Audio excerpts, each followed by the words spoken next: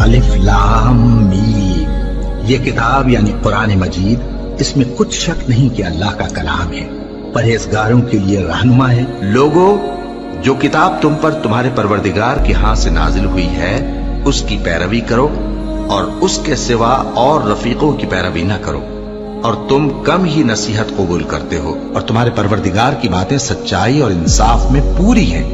اس کی باتوں کو کوئی بدلنے والا نہیں، اور وہ سنتا ہے، جانتا ہے۔ اور اکثر لوگ جو زمین پر آباد ہیں گمراہ ہیں، اگر تم ان کا کہا مان لوگے تو وہ تمہیں اللہ کا رستہ بھلا دیں گے، یہ محض گمان کے پیچھے چلتے اور نرے اٹکل کے تیر چلاتے ہیں۔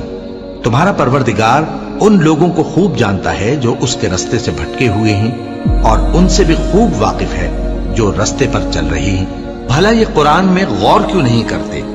اگر یہ اللہ کے سوا کسی اور کا کلام ہوتا تو اس میں وہ بہت سا اختلاف پاتے۔ اور اے پیغمبر صلی اللہ علیہ وآلہ وسلم، وحی کے پڑھنے کے لیے اپنی زبان کو تیز تیز حرکت نہ دیا کرو کہ اس کو جلد سیکھ لو، اس کا جمع کرنا اور پڑھانا ہمارے ذمے ہے، سو جب ہم اسے پڑھا کریں تو تم اس کو سنا کرو اور پھر اسی طرح پڑھا کرو، پھر اس کے معانی کا بیان بھی ہمارے ذمے ہے۔ اور اپنے پروردگار کی کتاب کو جو تمہارے پاس بھیجی جاتی ہے پڑھتے رہا کرو، اس کی باتوں کو کوئی بدلنے والا نہیں، اور اس کے سوا تم کہیں پناہ بھی نہیں پاؤ گے۔ اور جو لوگ صبح و شام اپنے پروردگار کو پکارتے اور اس کی خوشنودی کے طالب ہیں، ان کے ساتھ صبر کرتے رہو، اور تمہاری نگاہیں ان میں سے گزر کر اور طرف نہ دوڑے کہ تم دنیاوی زندگی کی رونقوں کے خواستگار ہو جاؤ۔ اور جس شخص کے دل کو ہم نے اپنی یاد سے غافل کر دیا ہے اور وہ اپنی خواہش کی پیروی کرتا ہے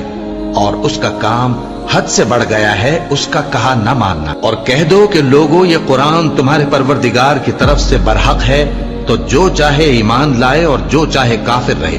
ہم نے ظالموں کے لیے دوزخ کی آگ تیار کر رکھی ہے جس کی قناتیں ان کو گھیر رہی ہوں گی، اور اگر فریاد کریں گے تو ایسے کھولتے ہوئے پانی سے ان کی داد رسی کی جائے گی جو پگھلے ہوئے تانبے کی طرح گرم ہوگا اور جو ان کے چہروں کو بھون ڈالے گا۔ ان کے پینے کا پانی بھی برا اور آرام گاہ بھی بری۔ بے شک یہ کتاب نصیحت ہم ہی نے اتاری ہے، اور یقیناً ہم اس کے نگہبان ہیں۔